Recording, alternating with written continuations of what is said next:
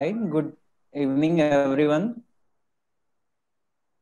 Very warm welcome to all cost members on this auspicious day of 6 by 6 2020. I, Squadron Leader Deepak, on behalf of Kanpur Ophthalmic Society, would like to welcome our guest speakers, panelists, and viewers. And thank you all for giving their time for this academic session.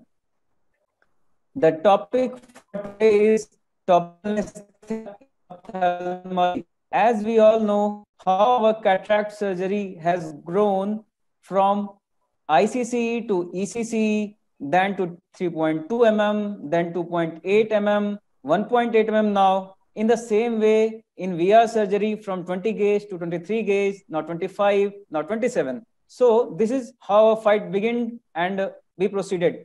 We always cared for our patient, but do we really think that a patient is really worried whether he gonna get 2.8 mm incision or 3.2 mm incision?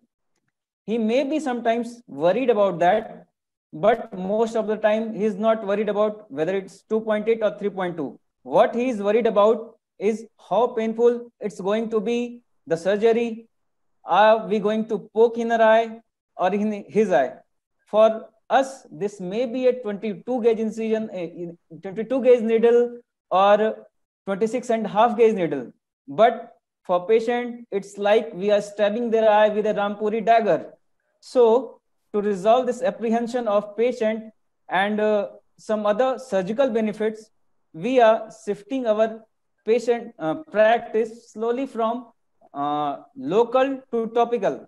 So in order to give a push to the same cause, local to topical, this webinar has been organized in which we all discuss about various aspects of ocular surgery under topical anesthesia. So without much delay, I would like to introduce my guest speakers. So my first speaker is Dr. Sanjeev Gupta. He is professor of ophthalmology at King George Medical College, well-known anterior segment and VR surgeon, and very famous for his innovative ideas. Thank you, sir, for sparing your critical time for us. Our next speaker would be Dr. Navendu Rai. He is a well-known VR surgeon trained in VR surgery from Aditya Jyot Hospital, Mumbai, and he is a leading sole practitioner of Devariya. Welcome, sir.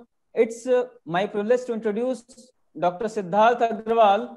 He is a professor of ophthalmology at King George Medical College, currently heading pediatric ophthalmology unit there. Welcome, sir. Now, this is the time to introduce our Kanpuria speakers. I extend my warm welcome to Dr. Mohit Khatri. Currently, he is working at Regency General Hospital and Kanika Eye Hospital, very well-known anterior segment surgeon. Welcome, sir. And at last but not least, I would like to welcome our well-beloved cost secretary, Dr. Manish Saxena, sir, very famous VR surgeon of Kanpur and currently heading medical division of Sankar Kartik Netralaya. I welcome you all, sir. And in addition to this, we also have a great panel to add extra vejanja in our clinical feast. For that, I would like to welcome Dr. Lokesh Arora from IC Clinic from South Kanpur, Dr. Manish Mahendra from Khairabad Hospital, Dr. Salini Mohan, Professor of Ophthalmology at GSVM Medical College, heading glaucoma unit, Dr. Nutan Saxena, VR surgeon from Kanpur, and Dr. Puneet Johari, a very famous anterior segment surgeon trained in pediatric ophthalmology, currently working at Sankara Eye Hospital. I welcome you all for this discussion. Now I would like to hand over to Dr. Mohit Khatri for enlightening us about introduction and preparation of topical anesthesia. Thank you all. Dr. Mohit, please. Thank you, Dr. Deepak. I would like to share my screen now.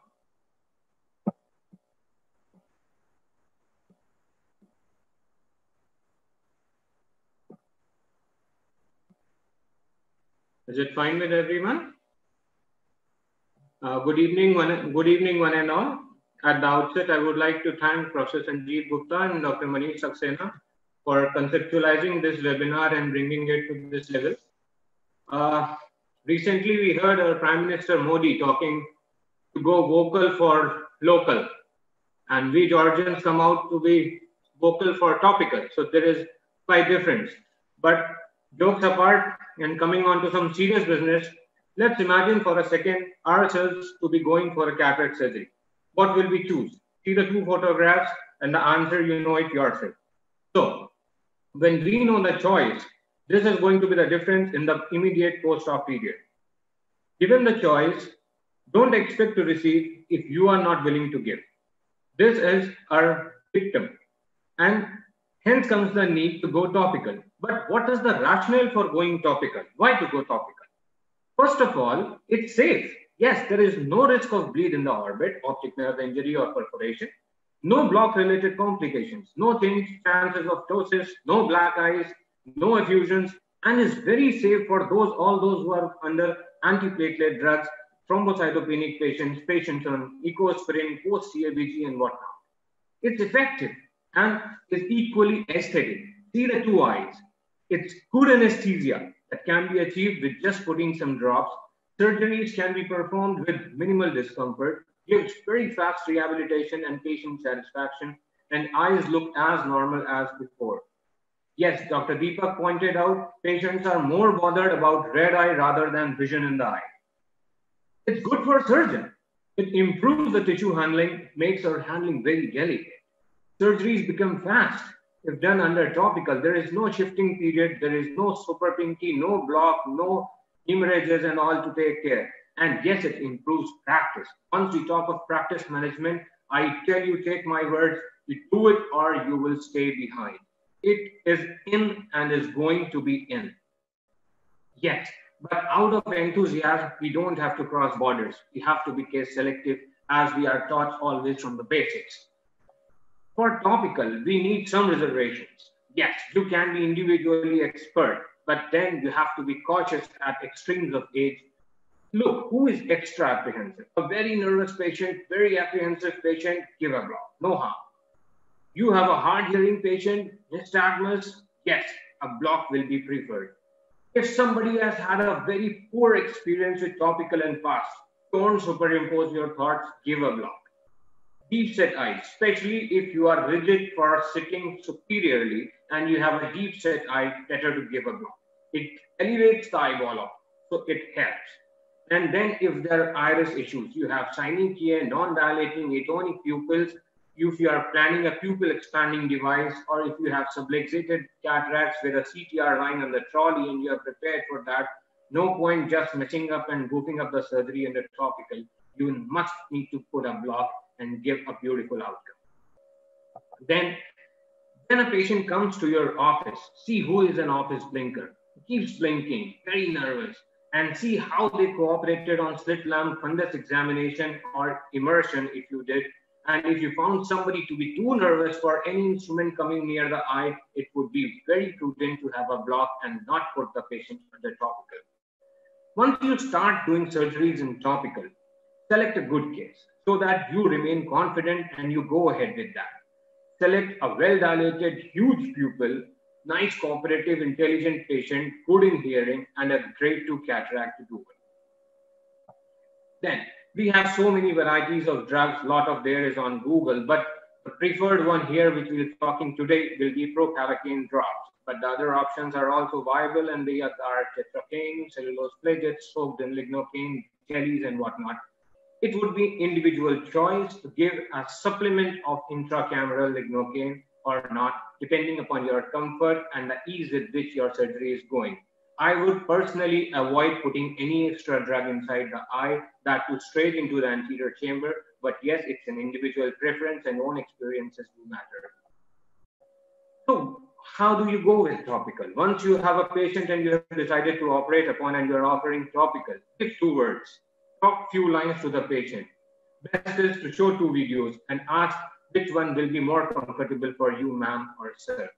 Lesser you instruct, the better it is. Don't give too many commands. Ask what he or she wants, then only decide. Go with the victim of the patient. asked to keep the eyes relaxed, wide open, and fixating at the light. Believe me, the most rural, the least educated, the least intelligent people also are very comfortable just looking at the light. They have to do the least, say less. Keep talking of other things and keep them diverted. Don't make it an issue that something very big is going to happen in their eye. Just keep talking about children, how they came, is accompanying to the hospital, which vehicle will they choose to go back home, and that will suffice. I personally choose to keep the other eye open. Once the other eye is open and looking at the ceiling, it's easier for the other eye to be open. If the other eye, non-operating eye, I mean, it's difficult for the patient to keep the operating eye open.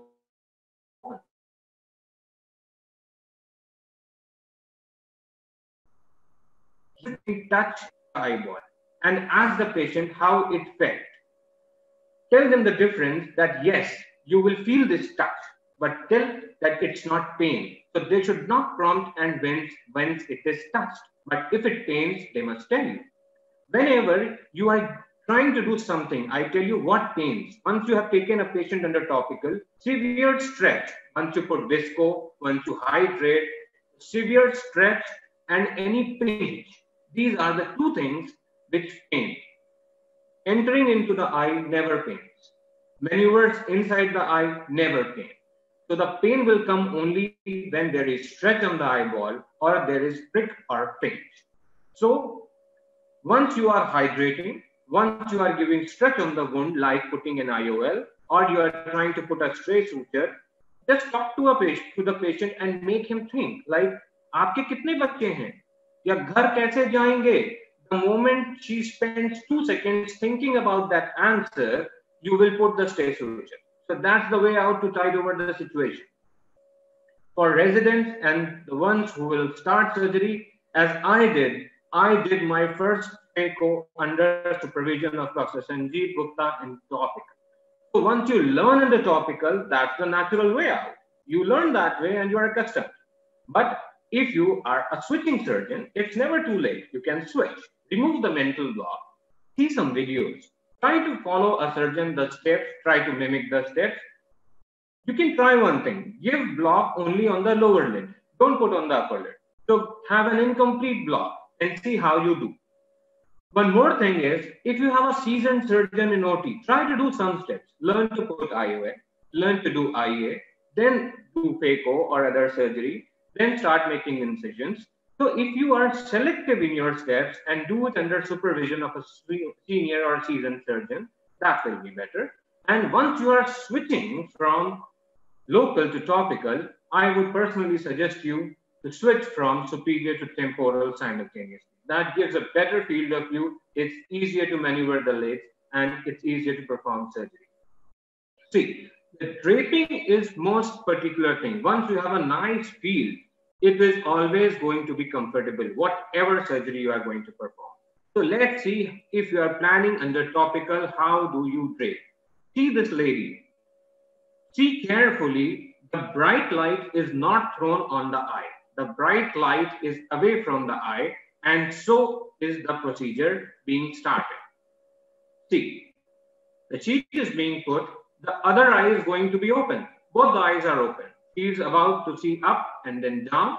The drape is put, pressed, and the surface should be perfectly dry. No betadine wetness should be there. So now use the scissor, cut the drape, and here you are. You see the speculum being placed and not a single lash is interfering your field. Now the light comes. And so here I give it a pause. Now I would like to introduce and call my teacher, Professor Sanjeev Gupta, to take up the purse for doing SICS surgery under topical, and then I will resume for phacoemulsification later. So Dr. Sanjeev, please start sharing your screen. Here you are.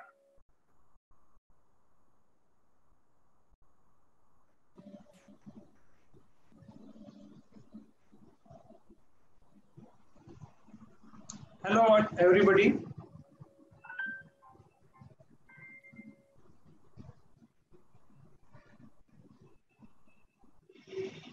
So I'll be starting my talk on taking SICS to the next level, how to do it under topical anesthesia.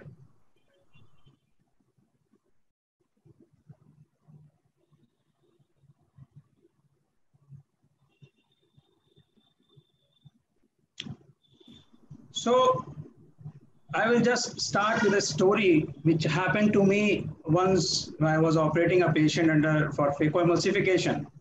And during that time, I was actually using local anesthesia for all my patients. So this is about maybe something like 10, 12 years back story. So I gave a local anesthesia and completed my phacoemulsification.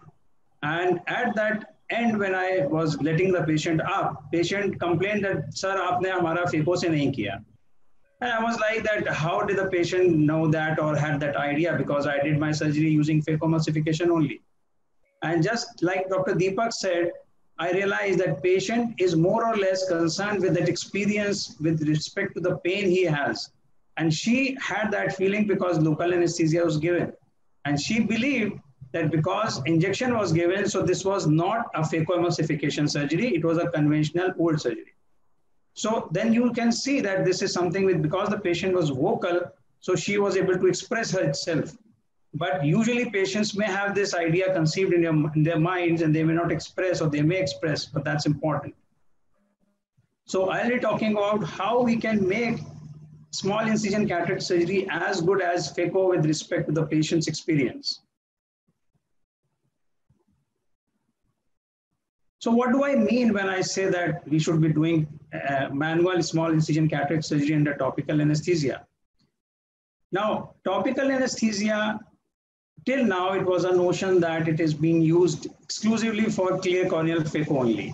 So what I'm saying is that sclerocorneal tunnel for phaco or manual small incision cataract surgery, they all are performed under retrobulbar or peribulbar or subtenon anesthesia. And what I am saying is that manual small incision cataract surgery can be done safely and painlessly under topical anesthesia. Now, this is an era of evidence-based medicine. So I have included one of my studies where I have proven that this surgery can be done painlessly. And this is a pain analysis published in the Indian Journal of Ophthalmology. And there's a QR code for that. If anybody wants to share, go to the site and have the study read by himself, he can scan this code. Now, why do we need topical anesthesia? So as Dr. Mohit has said, that this is extremely patient-friendly. There's no fear of injection, no pain, shorter stay in operating room, immediate post-op visual gain. I have been checking all my patients after surgery, and I've found that immediately after the surgery, patients are able to see, and within half an hour, they have a vision which can be charted on Snellen's chart. And no hematoma formation, as painless as phaco under topical anesthesia. Again, this is a comparative study which has been published, and this proves that the patients undergoing SICS surgery have equal pain when compared to phaco emulsification being done under topical anesthesia. Safety is an issue. So there can be respiratory arrests, there can be convulsions and globe rupture after peribulbar anesthesia. So these are something which we'll never want to happen in our OT. And the other issues are there's no increase in IOP, and which can be detrimental for patients who are end-stage glaucoma. Now again, why? So this is one glamorous point about topical anesthesia. There's no pad, there's no bandage, and as patients convey their regard that saab bina chire wala operation chahiye. So that is something which they actually translate into that there's no pad, no bandage, and the cataract surgery is done. So this is a dubious statement, but this is something patients actually believe. Now, how do we switch to this from local anesthesia to topical anesthesia? The prerequisites are that you should be good at manual small incision cataract surgery because complications are going to extend the surgery and patient may have unfavorable experience. Keep on communicating with the patient, just as Dr. Mohit has said, divert the attention of the patient because he will have some sensations there. And remove the mind block. That's the most important thing. Till we have that feeling, yes, it is possible, you will never attempt. So it's important to understand that there's enough evidence to believe me that yes, it is possible. Now, what are the surgical modification which I will suggest if you are switching to Mal-1 response cataract surgery being done under topical anesthesia? I will recommend use lignocaine 2% jelly. It has few of its advantages, and people have also documented that this can be actually having more lasting anesthesia effect. Minimal of surface handling, because that is the only place right now which is you are touching and patient is feeling the sensations produced by that handling. Use intracameral lignocaine in start. See, the uveal tissue, that especially the iris and ciliary body, are the tissue which are sensitive to stretching in spite of topical anesthesia. So if intracameral lignocaine is used and these structures are anesthetized well, the pain sensation comes down considerably, and you can be gaining confidence in switching to topical anesthesia in future. I will not recommend using a bipolar cautery because I have felt that patients can actually feel that sensation of current being passed even if they are under topical anesthesia. Avoid IOP fluctuations. So I'll have a video where I will demonstrate that what surgical tool I use to perform this surgery. Now, subconjunctival injections at the end are something like plus minus, but binded, they will cause pain because when the conjunctiva stretches because of that subconjunctival bleb, it is going to cause pain. So now we'll have the video, which I think Dr. Navendu will be playing from his presentation.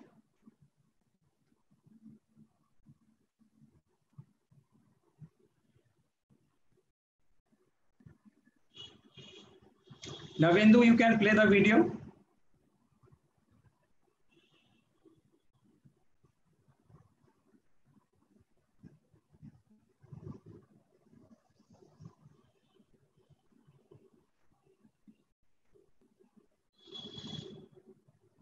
So this is a surgery which is manual small incision cataract surgery being done under topical anesthesia. And I will comment that this is not at all different from what other people are doing. And there may be people who are doing this surgery much better than what I have performed. And there's hardly any difference in the surgical technique. The only change is that you inject intracameral lignocaine. So this intracameral lignocaine is usually used in a concentration of 0.05% to 1%. So that means that you dilute the regular Zylocard injection by 4 times so that it becomes 0.05%. And once it has been injected, you proceed just as you would do for any other small incision cataract surgery. So capsular access is being performed. The video quality is not looking very good on my screen. I think it's a network issue. Otherwise, it has been recorded under a good resolution. But I think the message is getting across.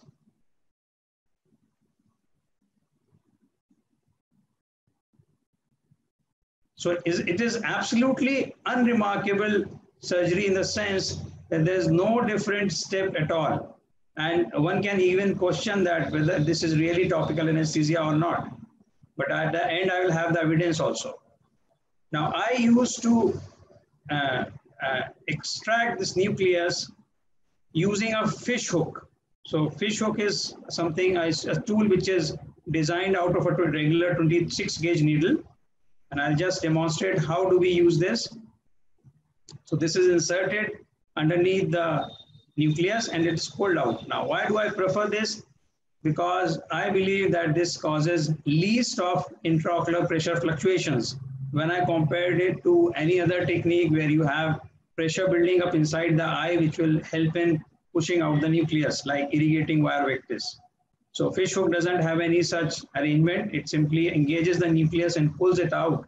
So there are no pressure issues here. So I find that this is probably better. I've not tested it to other techniques, but this is what I use. Cortical cleanup being done.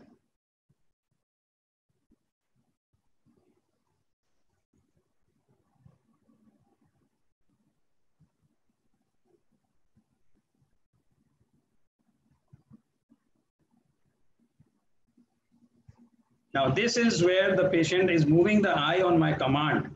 And this is just to demonstrate that this is under topical anesthesia only.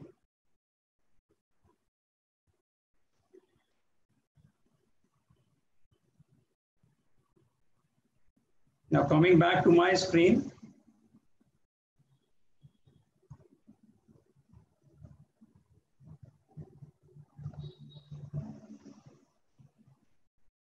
So this is my experience regarding topical anesthesia when I'm doing manual small incision cataract surgery. And I have been practicing this for quite some time, because in 2009, I switched to topical anesthesia for all my possible surgeries. And I have been very satisfied with this journey. And I have been a regular presenter and spreading this message across that yes, small incision cataract surgery, which is done manually, can be done under topical anesthesia. And I have focused, especially during this talk, about the evidence which is there, because I have had instances where when I'm talking to people, individual people, that this can be done under topical anesthesia, I have found people thinking that this is a hoax which I am talking about. So this was all about small incision cataract surgery done under topical anesthesia, which I will welcome you all to try for your patients. Thank you.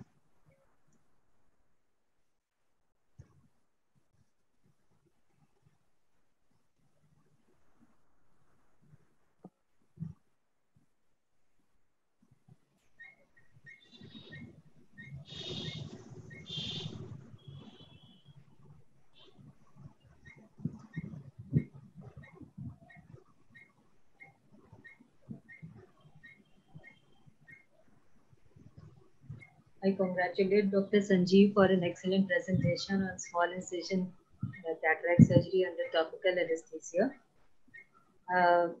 Sir, you very rightly pointed out that if we use intracameral Terbinafine or Xalocan, that actually helps in dealing with the pain sensation which patient is getting out of stretching of iris.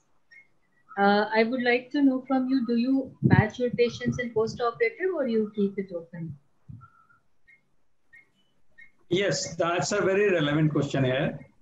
Now see, when we want to equate manual small incision cataract surgery to phacoemulsification, that may be a palpable experience by the patient that whether he has been patched or not. So my practice is that I keep the patient patched for a while. So for a while means that when I have cut the conjunctiva, I have felt that maybe there are some blood oozing occurring during the post-op period, and the patient may have tears coming out, which when he wipes away with a wipe or handkerchief, he finds that it is red, stained by the blood. So patient may get panicky. So it's advisable that you patch the patient for a while, maybe for 5-10 minutes, which you expect to be the bleeding and clotting time to be in a person. And then you can open the patch. And usually patients will not have any discomfort, because that portion of the conjunctiva which has been cut is deposited well back, and that is usually hidden under the lids. So usually it doesn't cause any alarming or any significant symptoms. Thank you, sir.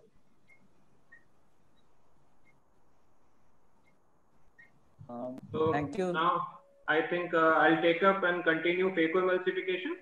That's fine. So Yes, sir. it is a choice. Okay, so I'll resume from my previous presentation. I hope my video is there. It's on the screen. Yes, sir. Yeah, it's visible. Fine. So once the draping is done, believe me, Dr. Sanjeev showed something which we don't usually practice, and we said, wow, this happened.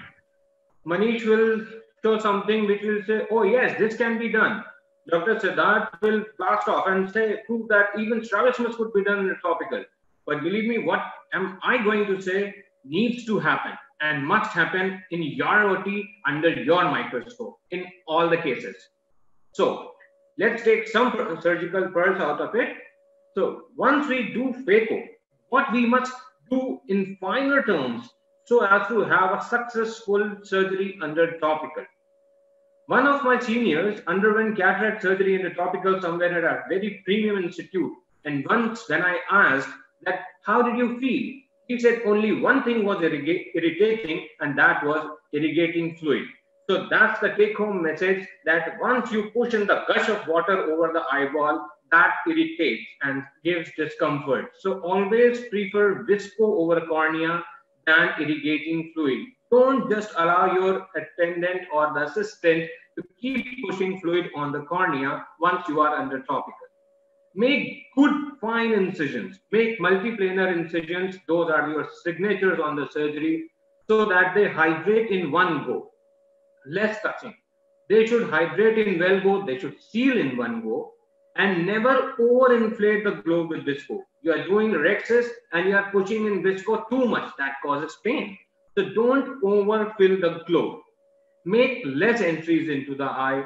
Try to lessen down your steps. Try to complete your rhexis in one go. Try to do hydro in one go, and such things more. Maybe your phaco. Once you enter with the phaco tip, try to complete the nucleotomy and the nuclear aspiration in one go. Once you are entering the eye, be very, very cautious. Your chopper is sharp. Other instruments can also be sharp, including your blade. So don't ever allow to have a prick. That prick pains. So whenever you make an entry into the eye, try to enter with the knee of the instrument. That is the blunt part of the instrument. Let never iris be touched. It might get caught. It then gets magnetized and creates further problems. Gets the pupil down and surgery becomes further difficult, and the patient gets more uncooperative and things start getting panicky. So don't touch iris, don't overinflate, make less entries, enter through the blunt end of the instruments. These are very fine tunings for the topical surgery. Once you inject the IOL, that stretch is bound to give pain. Earlier I was talking about try to divert the patient in this very scenario and then hold the globe. Once you inject, the globe is bound to go down and down and down. You just can't allow the IOL to be injected under blind situations. So you need to have a second instrument in the side port so as to have the globe in the primary position once you are injecting the IOL. If your wound is too tight, never mind enlarging fraction of a millimeter and have a comfortable entry into the eye with the injector of the IOL and then inject.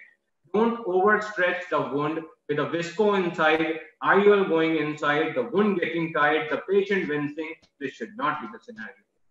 And so also at last, once you have finished, remove the speculum very gently. A very violent push always allows the patient to squeeze, and then it might lead to some fluid egress from the globe. You have a freshly operated globe. So you need to put out the speculum very gently and don't unnecessarily prolong the surgery. You need to titrate your steps. Don't make unnecessarily ports. Don't keep hydrating and then taking out fluid. Keep hydrating. Don't allow those fibers to go in, and so that you have to do IA once again. So try to have the surgery finished with the genuine steps and in a genuine timing.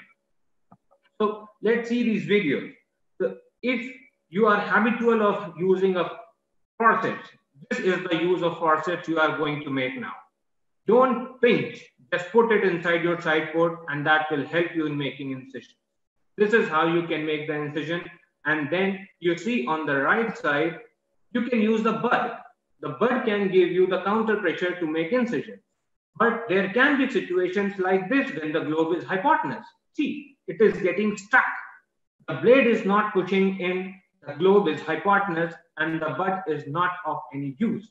In that scenario, I must say, use very sharp blades. And the bud can be used the other way. See this. Even this kind of pressure helps to move the globe. So now, see this video again. This will help you. The bud being used to make the incision. The patient is very uncooperative, putting the globe again superiorly, but then the globe comes to rescue through the bud. And then it's a kind of edited video. The patient again tries to move the eye up and up and up. And so you have the avatar. This is your dumbbell dialer that comes up in the side port and then stabilizes the globe perfectly in the primary position. And a comfortable rhexis is now under process. and you see that the rhexis goes in round and perfect, ready for your surgery. So this dialer, this is blunt from all the ends and comes through the side port and helps you tight the crisis. Now the patient cannot move the eye. You make a multiplanar incision, first plane, second plane, and third. This is how the perfect incision will be made for the topical phaco, and see the tendency of the patient to move the eye. But now the two instruments are inside the eye, the patient simply cannot move the eye. So be relaxed. Once you have two instruments in the eye, nothing the patient will do. And you see nicely the phaco is being done. This is how it's completed, and a beautiful, your favorite IOL is getting into the bag, and the surgery is going to be completed under topical, comfortably and nicely through and through. This is how it gets done. See this video again. I'll show you something similar. This is a toric IOL being planned. The wound is made assisted by the bud. Again, the bud giving the counter pressure. The two side ports made for the bimanual. The main incision will be made under the marking. Again, the avatar is there. The side port. Side port has to be taken very much care of. This will never allow the patient to be uncooperative. If you are very sure, then only do the rhexis without any instrument under the side port. But yes, it can be done. Many times I do the rhexis without any instrument in the side port. But if you have the slightest of doubt, always keep this thing handy so that you don't land up in any mess. Now, see again the side port. Sinskey is there. Sinskey is helping in nucleotomy also. Sinskey is stabilizing the globe also. So it might be dumbbell dialer, it can be iris repositor, it can be a Sinskey. Any blunt instrument can be there, and that can help you tighten the crisis. And see this IOL injecting tip. The cartridge tip goes inside the eye, then only the IOL is released. Never release the IOL in the tunnel so that you don't land up in a situation when the IOL is stuck in the wound. That is a very painful situation for any patient under topical.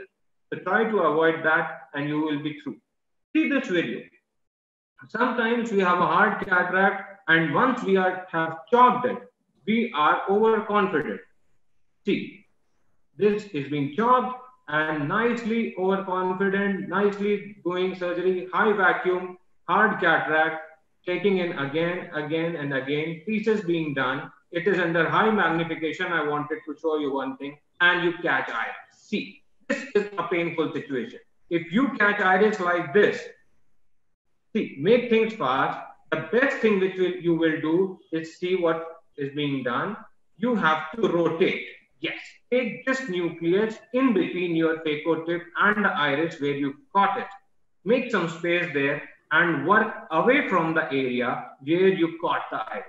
That is how you are going to tide over that situation.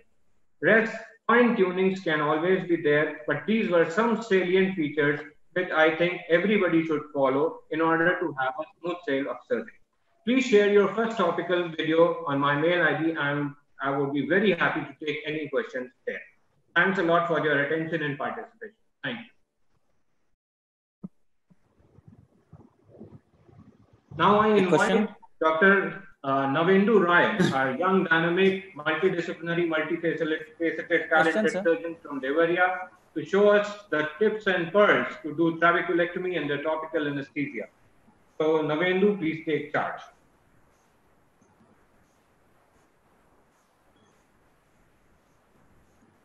A very good evening to course. Navendu, sir. Yeah. Yes, Deepak. A question, sir. Which preservative-free drug you use for pain, sir, in trop, from Sanjeev Kumar Gupta, sir? Yes. So we have a preparation from AstraZeneca, the same company which makes the xylocaine injection, which is 2% lignocaine. They also make injection Xylocard. This Xylocard is meant for intravenous use to control fibrillations of the heart. So this is a preservative preparation which is available in the market, and the brand name is Xylocard. It is in a larger volume vial, and it is 2% without preservative. So preferably this can be a choice when you are using an intracameral anesthetic agent, and use Xylocard injection diluted 4 times. So that means that you take about 0.5 ml of Zalocard in a 2 ml syringe and dilute it to 2 ml using BSS. So that will be the concentration which you can use with no adverse effects to the endothelium. One more question, sir. Yes. Intraoperatively, if patient moves his eye, what would you prefer, peribulbar injection or subtenon? To be very frank, you will never need to do this. See, my philosophy in believing that patient cooperation during surgery is that if you have a patient who is just not listening to you, so you will also have a situation where the patient will keep on moving the head. So you see my point. Those who are cooperative, there's just initial apprehension which causes the eye to roll up and down. That's all. Once that initial apprehension is gone and you have started the surgery, most of my patients, they then know that what is the amount of discomfort they will have. And they adjust to that. It is that apprehension, that fear which causes. I actually should be frank enough that I have had to use local anesthesia only for vitrectomy being done under topical anesthesia. A topic which Dr. Manish will be taking up. So for anterior segment surgery, you will hardly ever have a situation, if the patient is sensible and cooperative, you will never need local anesthesia. It is just initial apprehension of the surgeon and the patient which causes that need for local anesthesia. Believe me, it is only vitrectomy where I have used to switch or add anesthesia. Now, coming to if you have to switch, if you have to use local anesthesia, then my choice is absolutely different from others' choice, and I exclusively use retrobulbar anesthesia. So that is something which is not aligned, but that is what I use. And I inject only 2 or 3 ml into a retrobulbar space, and I believe that it is directly delivered to the ciliary ganglion and it has an immediate effect in my practice. Thank you. Okay. Thank you, sir. There is one more question from Dr. Hetal Patel and from Valsad, and she has asked me that whether what are the steps which should be taken care when you are operating small incision cataract surgery under topical anesthesia. So I have actually mentioned those in my talk, but I will just repeat them here again. Avoid IOP fluctuations. That means that when you are using irrigating vectors, it is delivering the nucleus using the pressure buildup by the irrigation. So avoid using it. So I have shown you how to use a fish hook. Avoid touching or pinching the conjunctiva and touching the iris, although intracameral anesthesia does take care of that issue. And don't use electric cautery. I've seen that patients do feel discomfort because of that current sensation going on. So either use very sparsely or don't use it. I have been using thermal cautery for these patients, but electric cautery, if done at a very, very mild setting, will do. And mind it, I have found that it is usually said that it is a wet field cautery, so you need to wet the surface thoroughly. No, I don't do it. I find that if you want to use a lower setting of your diathermy settings, or lower power of diathermy, dry that surface. It is always wet enough for the current to pass, because you cannot dehydrate the surface absolutely. So whatever moisture is there, it is good enough to conduct the electricity, and don't wet it. Wetting it means that you will need to use more power, and that will cause more sensation. And at the last, don't give subconjunctival injections, because mind it, when I am telling you that you can let the patch off, that means patient can start topical medications right after surgery. And why not to shift the patient after putting a drop of antibiotic steroid solution on the table itself, right? Thank you. Dr. Deepak. Dr. Deepak, your mic has to be on. Yeah.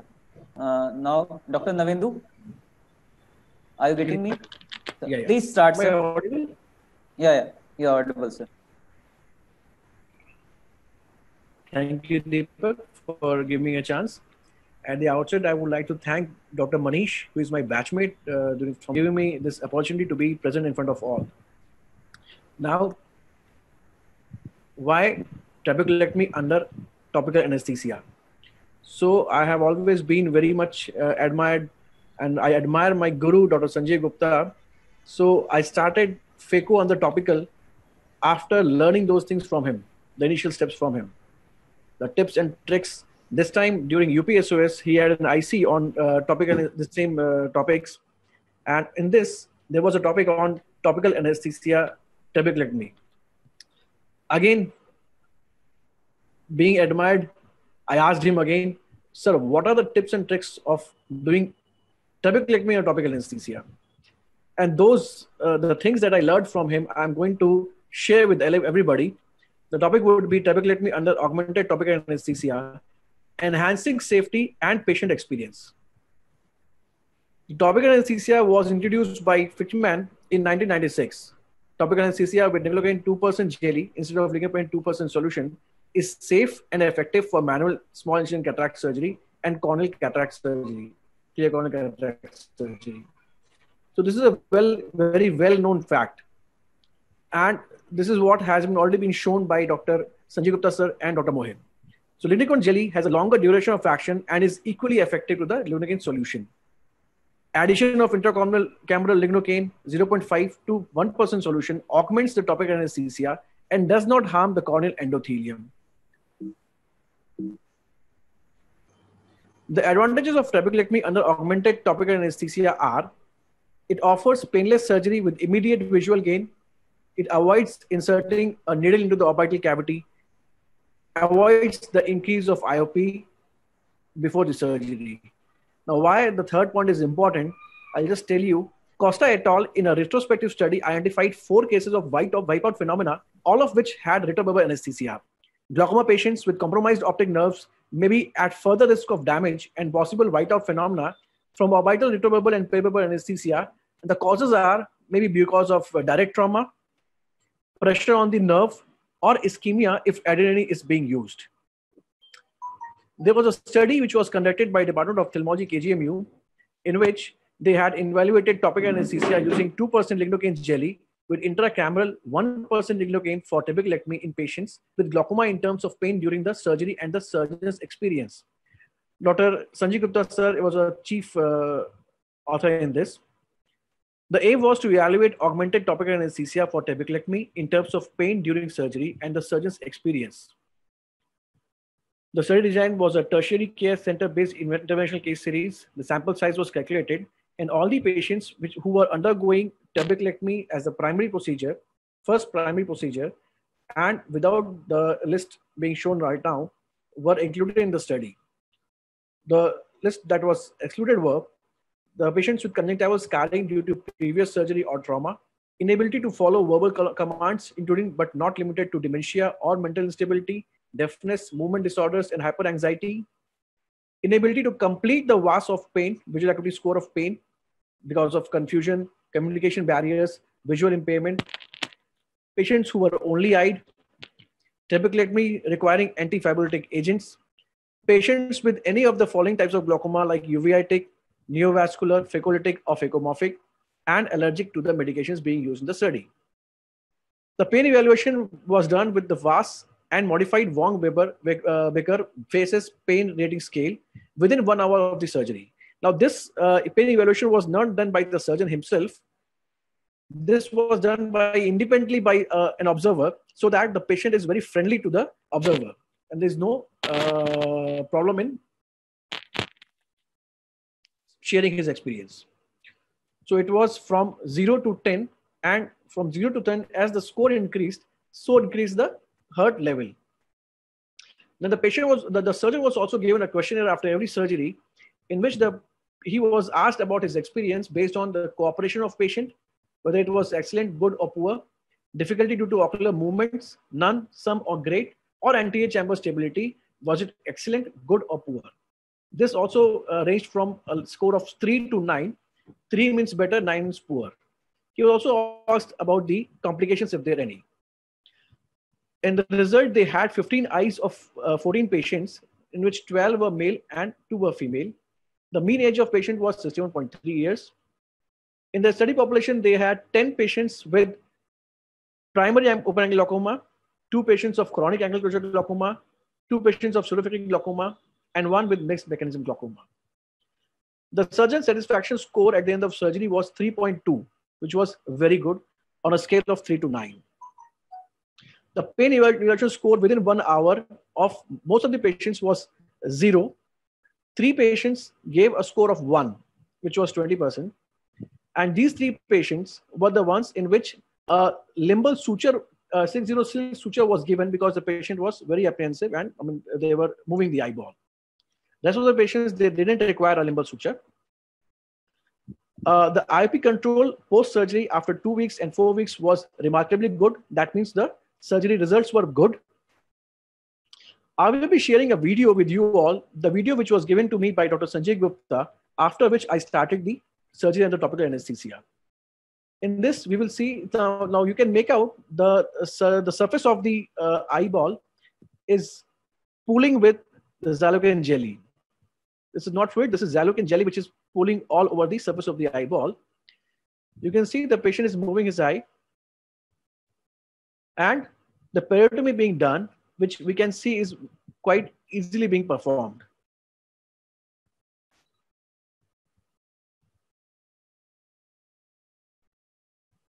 The minimal efforts by the patient to squeeze the eye shows that the anesthesia is good.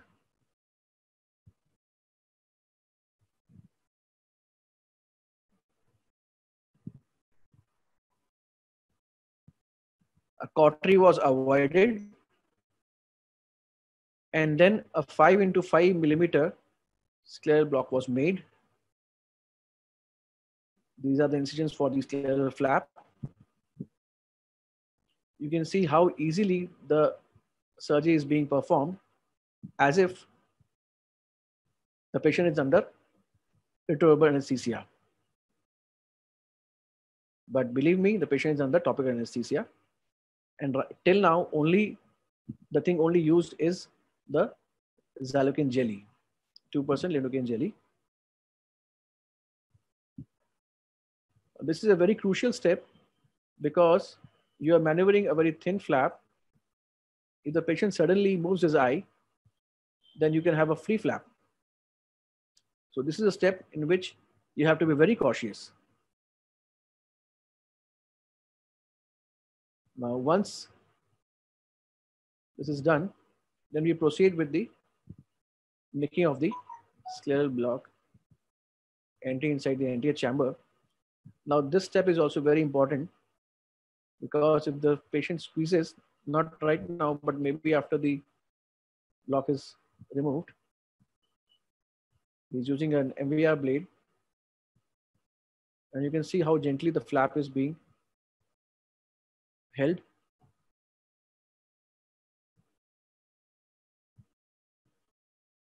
Now, once this block is cut using a corner scissor,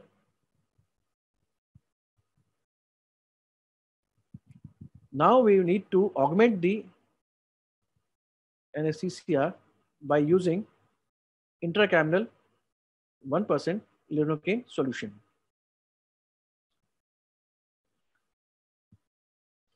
If you are vigilant enough, you will see the dilatation of pupil after this lidocaine has been used. Now making the PI. Now at this step also, you have to be very cautious because the globe is open. If the patient squeezes, then you will be the aqueous will gush out. And rest of the surgery is same as we do it. At the end, the conjunctival flap is closed with 10-0 nylon sutures. And you can see the patient is able to move his eye. So that was a perfect trabeculectomy under topical anesthesia done by Dr. Sanjay Gupta. So with this, I would like to conclude. Trabeculectomy under augmented topical anesthesia provides adequate analgesia for acceptable patient and surgeon comfort with favorable outcomes. It is sufficient for safe trabeculectomy surgery with acceptable discomfort to the patient. and theoretically safe for patients with advanced field loss, that is to prevent wipeout phenomena. But this is just an observation. This requires more randomized controlled trials. I think Dr. Shalini may be able to take further steps in this. Two steps that I would like to take care of while doing topical anesthesia are holding the flap gently, because if the patient moves the eye, then you can have a free flap, and making a PI. In that step also, if the patient squeezes, then the chamber gets flat. Thank you. Thank you, Dr. Navendu. That was an excellent presentation. As you very nicely emphasized that we need to hold the tissue very delicately. Now, we need to be very careful about the tissues which are vascular. And we know that conjunctiva and iris are the two which we need to be very, very careful. So whenever we are holding the tissue, it is always a good idea not to hold with the two forceps. Wherever you can use, it will actually prevent the tearing of the conjunctiva, because conjunctiva becomes very fragile in these patients of glaucoma who are on long-term medication. And secondly, it will also reduce the pain if you're not using tooth forceps. For the beginners, I would like to emphasize that it is also a good idea to give subconjunctival injections. Now, in that case, what you need to be very, very careful that you don't perforate the conjunctiva at multiple places. The place where you have perforated the conjunctiva to give the injection, start your conjunctival flap from the very same point, so that you have a conjunctiva which is not perforated. Another thing I would like to emphasize is that many of the patients, they are not cooperative, like the way the patient was looking down without any stay sutures. So here, in place of superior rectus, it is always a good idea to take corneal stay sutures. Now, if you take a corneal stay suture with 70 or 80 Vicryl, that helps to rotate down your globe also, gives a very nice exposure. And then you don't induce any pain for the patient because you're again not touching the conjunctiva. So that is one thing which I do in non-cooperative patient. As a beginner, again, as very nicely emphasized by Dr. Sanjeev and Dr. Mohit, that we need to improve the hours mental block. As being surgeon, we need to remove that block, mental block. And secondly, we have to be very careful about choosing the patient.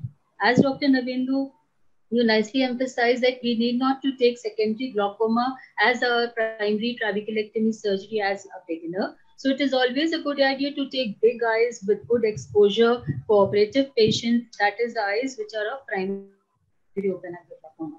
Now, then obviously preoperative mannitol is to be given in all such patients. And that also you said very nicely that yes, peribulbar anesthesia and especially pinky ball should never be given to the patients who are already having macular split or risk of having wipeout phenomena. So in that case also, it is always beneficial to give do a topical trabeculectomy surgery in these patients. One thing I would like again to say that because these patients of glaucoma who are long-term medications, their conjunctiva is very vascularized, and because they have been putting medication. So in that case, avoiding cautery might not be that easy also. So what we can do, if we can put pre-operatively a drop of or 2 drops of nafazoline eye drop, that actually causes blanching of vessels. So once you are cutting the conjunctiva, that helps you in reducing the amount of bleeding, and then you can avoid doing cautery also, and then you can make the flap. So if you can do these improvisation, I think trabeculectomy under topical anesthesia can be nice. Very nice presentation. Thank you. Thank you very much, ma'am. Thank you very much. I think now I would like to call Dr. Manish Saxena, who will be speaking on PPV under topical anesthesia. Manish, go on. Thank you, Navendu. It's good to see all of you together. And as we are running late, I'll just start sharing my screen and the presentation. So am I able?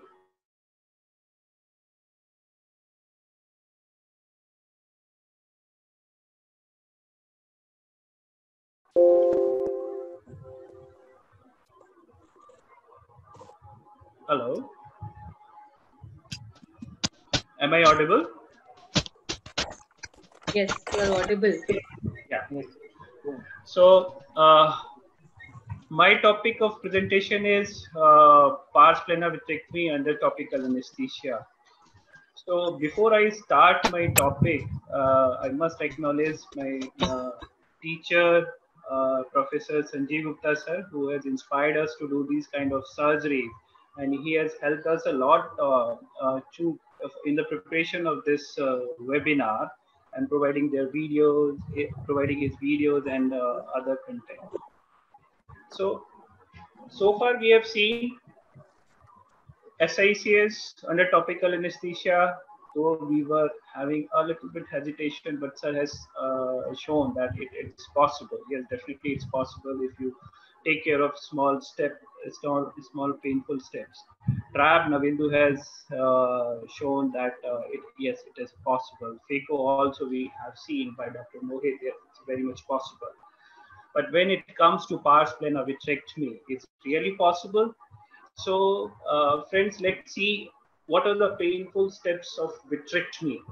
So, if we can take care of these steps, then definitely this vitrectomy under topical anesthesia is also possible. So, these steps are trocar insertion, scleral indentations, trocar remove, endolaser, and if somehow if we touch the choroid or any ciliary body region, or if we have to do the diathermy. And among all these steps, trocar insertion, I feel, is the most painful steps. So this is the main step of vitrectomy. If we can take care of this step, then definitely vitrectomy under topical anesthesia will be very easy. And how we will take care of these steps? This has been already been shown by Dr. Sanjeev sir, Navindu, and Mohit boss. I'll just brief you. What we do is we apply lignocaine 2% jelly in waiting room 10 minutes prior to the surgery. And when the patient comes to operation theater, after placing the drape and the speculum, we cover all of the exposed ocular surface with this lignocaine jelly. We wait for some time, say about a minute, and then we start augmenting this anesthesia. By applying this jelly, we anesthetize the ocular surface, which help us to enter into the cornea, into the anterior chamber through cornea. And once we are into the anterior chamber, we place a 0.5 to 0.7 ml of preservative-free 1% lignocaine solution, which is Dr. Sanjeev has shown how to get that, and it is available as the Oculan. And then after placing this lignocaine jelly, lignocaine intracameral solutions, we again wait for 2 minutes before we start the further steps. So let's see practically how this is done. So let's discuss the case. This is a 32-year-old male who was diagnosed with the intraocular cysticercosis, which was floating in the vitreous cavity. And the removal of the cyst was planned. So let's see the video of this removal. And this video is through the 20-gauge vitrectomy system with a Lender's contact lens and under topical anesthesia. So the motto is, this is an old video. So the motto is, if the older gauge vitrectomy can be possible under topical anesthesia, then definitely the newer system can also be done. So let's have this video.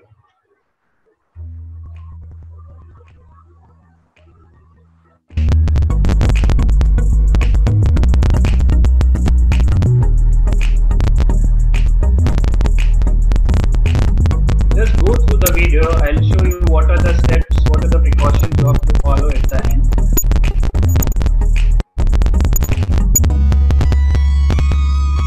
So this intracameral lignocaine placement is same as Dr. Sanjeev has shown.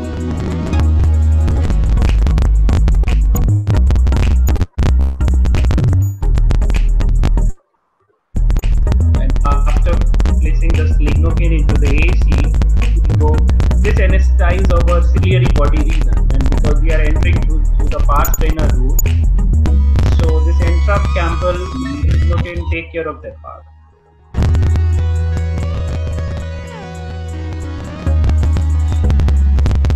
Just note that we are going through transconjunctival, we are not doing the periotomy.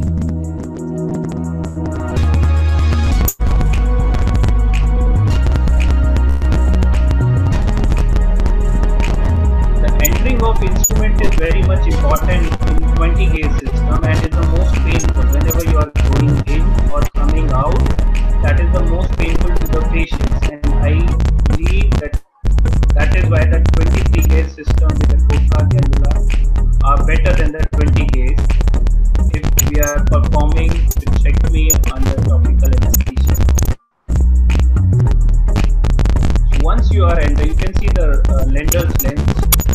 If you are performing under topical anesthesia, the eye keeps moving, so you have to manipulate this in between your Video is not running properly. Video is not running. It's running frame by frame.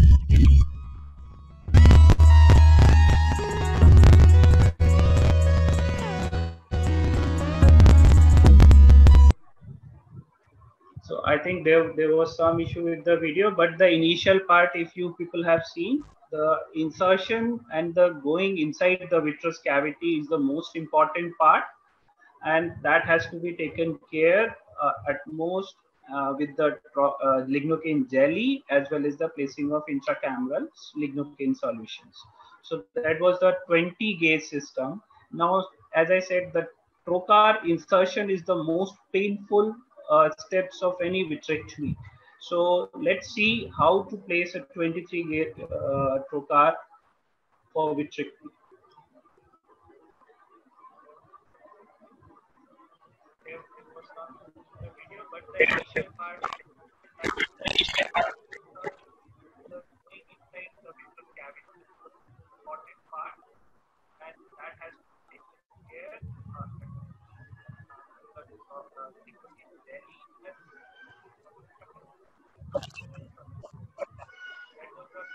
Is it running? No, sir.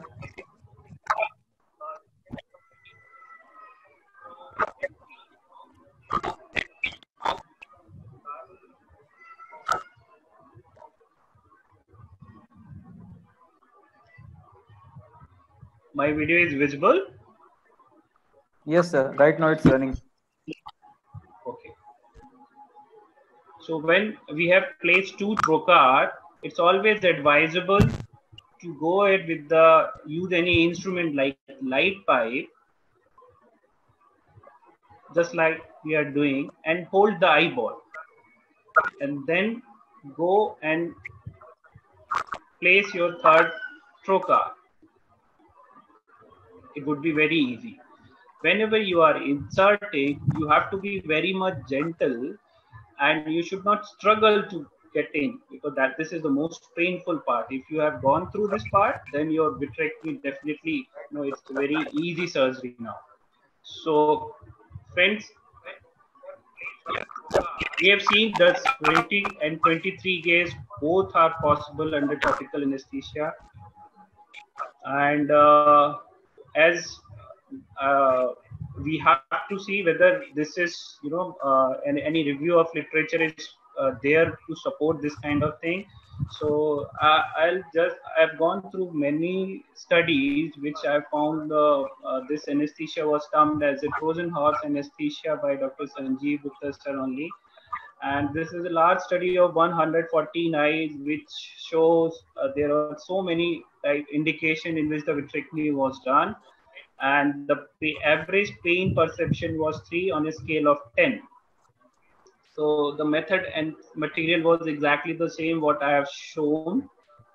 These were the different indications, and the PPV, which is written with the N small size of 90, those were the most common PPV, which was done for the media opacity and the macular hole surgery.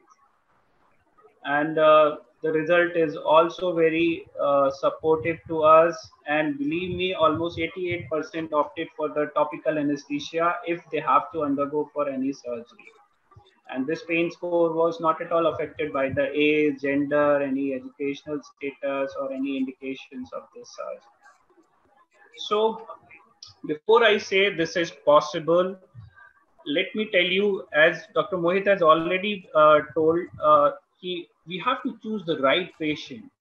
Right patients, patient should be cooperative enough to lie down at least for half an hour, because the average time is for this kind of vitrectomy is always approximately 30 to 45 minutes. So if how to evaluate that patient is cooperative or not, Dr. Mohit has already told, but what I found is the applanation tonometry is a good method to evaluate the level of cooperation. So if patient is not blinking, cooperating well for applanation tonometer, he will cooperate well for the vitrectomy also. And to avoid any surprise during the vitrectomy, it's always you should have a thorough, detailed fundus examinations pre-operatively through the slit lamp as well as the indirect ophthalmoscopies, because you are going to operate as a case of macular hole and you have missed a horseshoe tear in the periphery, then you may end up in a situation. So you have similarly, if you are operating a case of B scan and you have not ruled out any tractions, a case of vitreous hemorrhage, then you have not ruled out any traction on D scan, then you may end up in trouble if you are operating in topical anesthesia. Second, choosing the right surgery. So most of the lengthy surgeries or surgery or the cases of retinal detachment, any sort of retinal detachment, whether it's rhegmatogenous, tractional, or a combined retinal detachment, with or without vitreous hemorrhage, those are the bad cases for the topical anesthesia. I feel the trauma is not at all a good case for topical anesthesia, because we always find some surprises while operating. If you have to remove anything which is coming through the trocar system, is good enough for topical anesthesia. If we have to remove and take in through the sclerotomy port, we have to open the conjunctiva, then it's not a good surgery for the topical anesthesia. Pediatric cases, definitely no. Pupil not dilating, definitely no. What my suggestions, if you are planning to start your surgery under topical anesthesia, simple media opacity you start with. You can have the vitreous hemorrhage cases also, but remember, don't do endolaser during the vitrectomy, because that is the most painful. We don't do endolaser at the time of surgery. We just remove the vitreous, and if the laser is indicated, we do post-operatively on by LIO or any other slit lamp. ERM, good method to start with for the under topical anesthesia, as well as the full thickness macular hole. I've shown the cystic surface removal. So these are the small cases, uncomplicated cases are good, which can be finished in 30 to 45 minutes, and patient will be happy to have this kind of surgery in the topical anesthesia. Also, as I said, the trocar insertion is the most painful step. So to avoid that, whenever you are using the trocar cannula system, it should be sharp enough. The MVR is actually good, but for the trocar, if it is blunt or you are struggling to go in, the surgery will become more painful. So remember, use your new trocar systems for the topical anesthesia. Avoid indentation during the surgery. Most of the time we do indent at the end of the surgery to look for the break, but for topical, as we are doing, most of the cases are situated on the posterior pole. You complete the vitrectomy, avoid as much as possible to indent. Endolaser, as I said, do it later if needed, otherwise avoid during the vitrectomy. Sometimes when we remove the we are operating a case of vitreous hemorrhage, and then we see there are large fronts of fibrovascular things which are there and which needs to be cauterized. So though I do not suggest to use the intraocular diathermy for the topical anesthesia, but sometimes if we have to use, instruct patient first. You may feel a little pain as I have to do some important step. Believe me, patient will cooperate well if you tell them he is going to have a little pinch of pain. And you go with the 1 step or 2 step. It's always should be smooth, always should be gentle. So with this video, I think all must be saying that definitely the answer is yes, and we can do the topical anesthesia, vitrectomy and the topical anesthesia. Thank you. Thank you, sir, for this nice presentation. Now, Nutan sir, please, do you have any query? Yes. First of all, I congratulate Dr. Manish for nice presentation. Thank you, sir. I think you should try trocar with that 25 gauge or 27 gauge. That is more easier in the topical anesthesia. Yes, Or, yes, I totally agree. And the 23 started PPV about 20 years back. Then I started with 20 gauge. Now I switched over the 23 gauge. Now under topical anesthesia, I don't prefer this thing, but nowadays it is topical anesthesia. Yes, sir. Because you know the surgery time is so lengthy in PPV that we can't estimate actually. So I think Manish, you should try with the 25 or 27 gauge. That is more easier for you. Definitely as we go smaller in instrumentations, it becomes less painful. I've shown the 23 gauge because most of us are doing 23 gauge nowadays. So this can easily be done with the topical anesthesia, and the 25, even 27 are the good choices for this vitrectomy and the topical anesthesia. Now, yeah. With 23 gauge, you should try anti-sedation. That is more easier. Sir. With 23 gauge.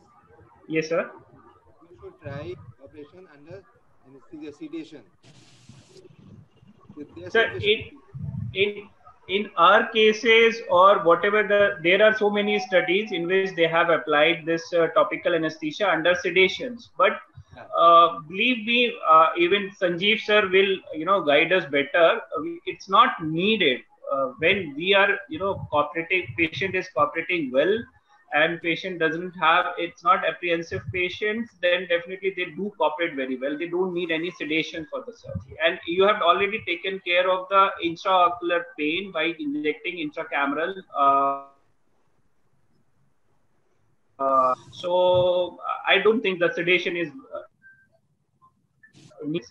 I think Sanjeev sir will answer this question. Something here. Patient cooperation must. So most of the patients do cooperate well. I'll add something here that yes, during few of my cases, especially buccal surgery, somehow my local anesthesia is good enough that I have found patients snoring on my bed. So when there's a situation like that the patient is so comfortable that he starts sleeping, I don't know whether other surgeons have ever found this or not, but I have had situations where patient was snoring on my bed. And I will not like to have that situation because the person who is sleeping may make unwanted movements because he is just not aware of the surroundings at that moment. So sedation is something which I will be very apprehensive to add to my patients. Maybe that I may give some peribulbar, subtenon, that may be a choice for me, but letting him sleep and not fully anesthetized may not be a very good choice for my patients. Okay. So now, I think if the questions are over, then I would like to invite our last speaker, and it's really a privilege me to introduce Dr. Siddharth Agrawal sir, and believe me, I must say he is a Wikipedia of ophthalmology. Not just the ophthalmology, I'll say his knowledge is beyond comparison to all. And thank you, Manish. And I'll cut you short before you go on with it. Thank you, sir. Over to you. Yeah. And sir will be talking on strabismus surgery under topical anesthesia. Right. Thank you. So the last talk is strabismus under topical anesthesia, and it is probably the last. I insisted that it should be the last because अगर strabismus हो सकता है topical anesthesia में, so it is easy to understand कि फिर कुछ भी हो सकता है. And such was not my opinion about 3 years back when I started doing it, and gradually I've been doing more and more of my surgeries under topical anesthesia for a few reasons which I'll be discussing shortly. Firstly, let us understand what is the situation elsewhere in the world as far as strabismus surgery under topical anesthesia is concerned. in United States, all strabismus surgeries, whether in children or in adults, are done under general anesthesia. For the simple reason that there are two vary of the medical legal aspects associated with it. The patient may hear something in the OT which he's not supposed to hear, or may remember some pain for which he may subsequently sue the doctors. So they made it a rule that they'll perform all strabismus under general anesthesia. In South Africa also, it's usually general anesthesia. In Singapore, it's probably amongst the initial countries to try topical, but they have a augmented topical. They use IV propofol drip for doing surgery under topical anesthesia. And across the world, there are occasional reports of the surgery being performed under topical. Now, why should a surgery such as strabismus be tried under topical? See, now we are doing a lot of adjustable surgeries where we want to have the patient diplopia free in the primary gaze right on the table. And this is not possible if you close the wound and on the first day you realize that you slightly undercorrected or overcorrected the patient. So to have a better outcome and to titrate your correction right on the table, adjustable surgeries are a necessity. Frequently, we are doing bilateral surgeries in adults, and patching both the eyes is quite claustrophobic for most of the patients. So bilateral surgeries, I usually do one eye under topical and one eye under local if the patient is willing for that. Then there are definite advantages of not giving a block, like there's no chemosis, no rise in the intraorbital pressure. And this is same for all other surgeries which are performed under topical. And same is for the complications associated with blocks and sensitivity to xylocaine. One should be very careful when he's trying any modification in his established practice, and more so when he's doing something like topical anesthesia. I would not recommend this surgery for beginners. You should have done 100 cases and you should be a frequent squint surgeon. If you are doing an occasional surgery, maybe once in 3 months, you are better off giving a block and proceeding, because it not only reduces the patient's anxiety, it also reduces your anxiety. However, if you are operating frequently and are able to do 2 muscle surgery in about half an hour, then probably it is time for you to graduate to topical anesthesia in selected cases. Patient selection is important. You should try it in cooperative patients above 18 years of age. Patients should be willing to bear some pain. Try it only for horizontal muscle surgeries. Don't try it for vertical muscle surgeries. And initially only for recessions. You must understand that with topical anesthesia, we are able to block the pain sensation, but the sensation of traction on the extraocular muscle is not blocked. Moreover, the electrocautery, which has been discussed in the earlier talks, definitely causes pain. And then you should have a lower threshold for performing surgery under topical anesthesia if you are planning an adjustable surgery or a bilateral surgery. Some modifications in the conventional would be that you use xylocaine jelly instead of the block. Phenylephrine drops, as Dr. Shalini had pointed out, are helpful preoperatively. Intraoperatively, avoid using the fornix incision and stick to the paralimbal incision, which gives a wider opening and a better view. Xylocaine should be reinstilled prior to your using of the muscle rope. There should be minimal manipulation. Do not pull on the muscle. Minimal cautery and preferably heat cautery. And I like to use tissue glue for conjunctival closure because too much pull on the conjunctiva towards the end of the surgery is associated with significant pain. Moreover, it prolongs the surgical time by at least 10 minutes if you are going to close the conjunctiva after a 2 muscle surgery. The precautions are: do not pull on the muscle, minimize the electrocautery. You should be confident about the identification of the muscle with minimal manipulation. And once you are engaging the muscle, be careful to monitor the oculocardiac reflex. A pulse oximeter would be helpful. And if you feel that there's a significant bradycardia, it would be sensible to release the muscle at that time or minimize the pull and pre-install Xylocaine before you proceed with the surgery. This is a patient who underwent recession resection surgery in the topical anesthesia. The pre-op and the post-op images, and I will be showing the video of this patient. The traction sutures are as usual. Then after that, you proceed with the conjunctival incision. I prefer to have a slightly larger conjunctival incision if I'm performing the surgery in the topical anesthesia.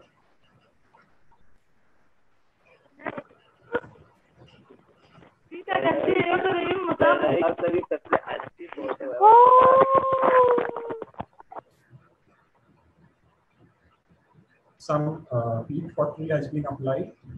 The muscle is being secured.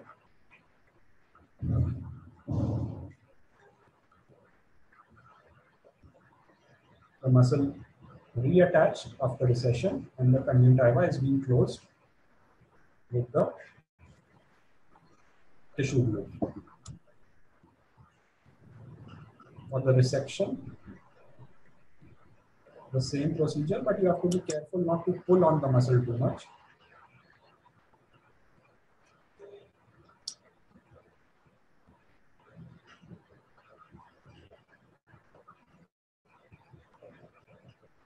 The muscle is secured, detached. The muscle stump is removed and the resected muscle is reattached to the original insertion site. Again, this is the middle suture that is being taken. The attachments of the muscle to the conjunctival tissue are severed and the conjunctiva reattached with the fibrin glue. Now this is the feedback of the patient, the motility at the end of the surgery.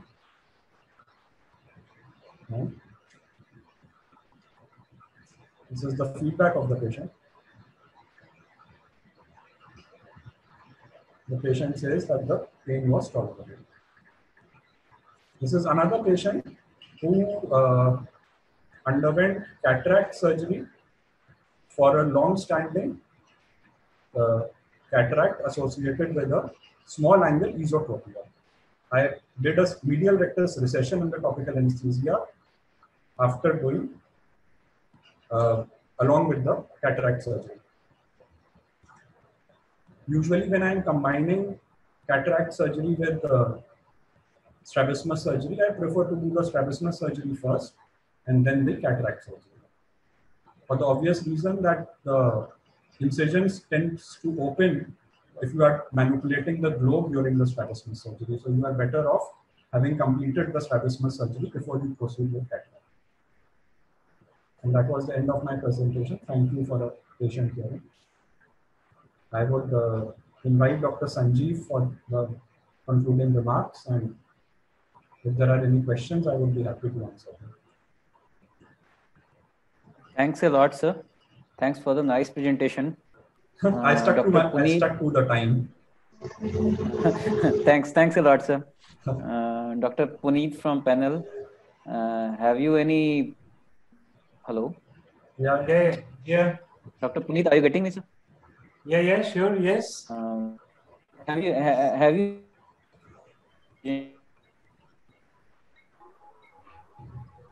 Yeah, can you hear me? Yes, I can hear you. Sir, that was a very nice presentation. Thank you. Really good to have you here again. I've been seeing you, I've been following you and all your surgeries. Just want to have your experience. How many surgeries at the moment have you been doing, and how regularly you do it? The strabismus surgeries or strabismus surgeries under topical anesthesia? Yeah, under topical, yes. I overall I do about 100 strabismus surgeries each year, and about 15 to 20% of them would be under topical. So maybe 1 or 2 in a month. You see, the indications for topical are limited as far as strabismus surgery is concerned. As I mentioned, it's not that I would be doing every case under topical. And most of the strabismus patients are operated at a younger age.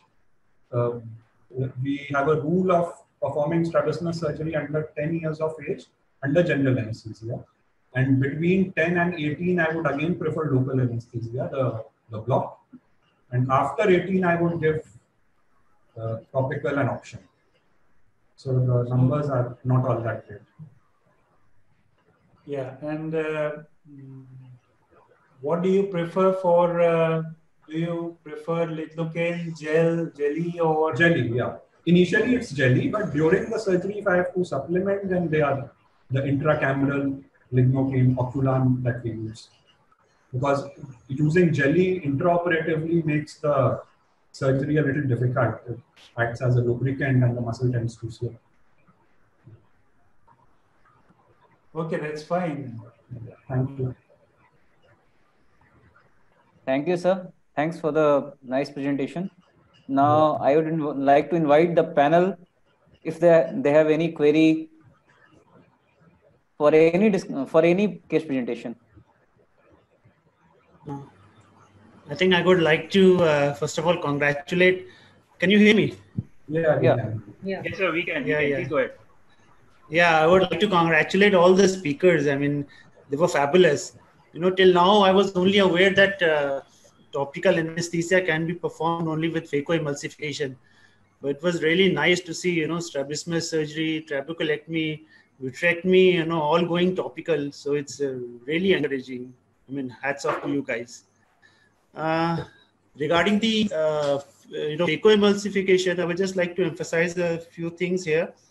The patients have become very demanding, and they don't want injections to be put in their eyes. The first thing when the patient walks in and you tell him that you have to go for surgery,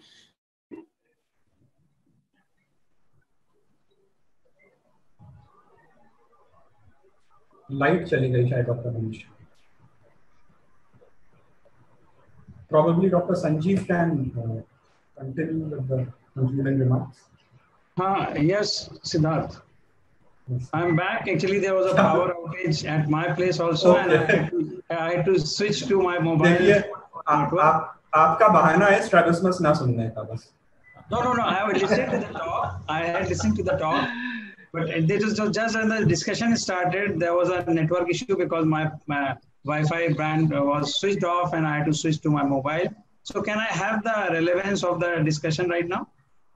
We were finished with the discussion and discussion related to strabismus. Now we were in the concluding remarks of the session. Right. So this has been an excellent conglomerate or a bouquet of presentations, which I really enjoyed. And being an enthusiast of topical anesthesia, I was really very happy to see people joining up and listening to this talk. And it has been a journey for quite some time for me. And I actually was listening to the last comment of Dr. Manish, and I fully agree with him that patients' concern about pain and the outcome, that are the only two concerns actually I would judge according to my practice, that patients have concern about the pain or discomfort during the procedure and the final outcome. They are not very much interested, or it is hardly relevant to them that what procedure, what surgery, but they are just concerned about that there shouldn't be any pain.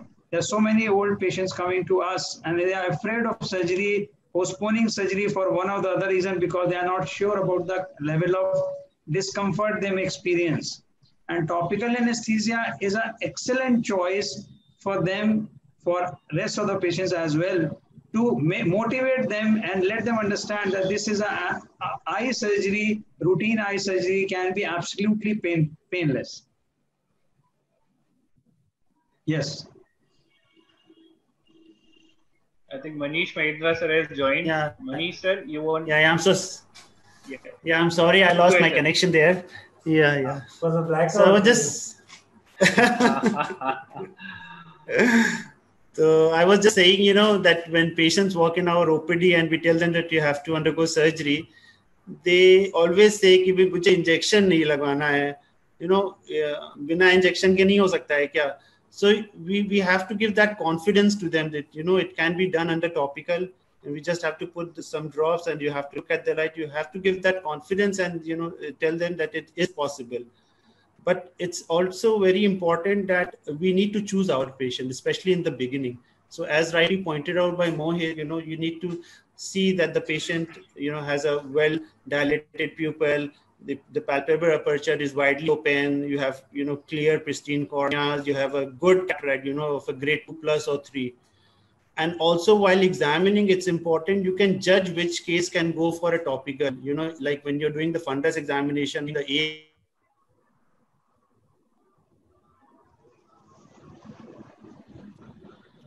Dr. Manisha is again got disconnected probably. Dr. Mohit saw a couple of patients in between. I saw.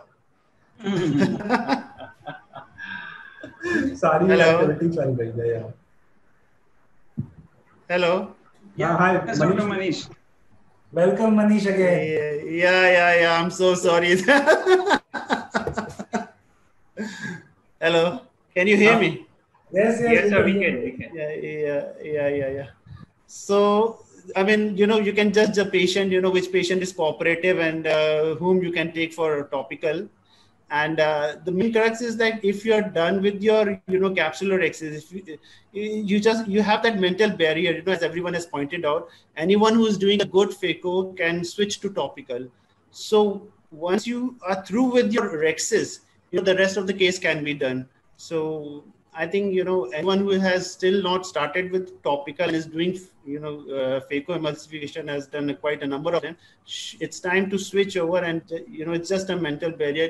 You can easily do it if you select a good patient and move forward with it. That's what I wanted to say.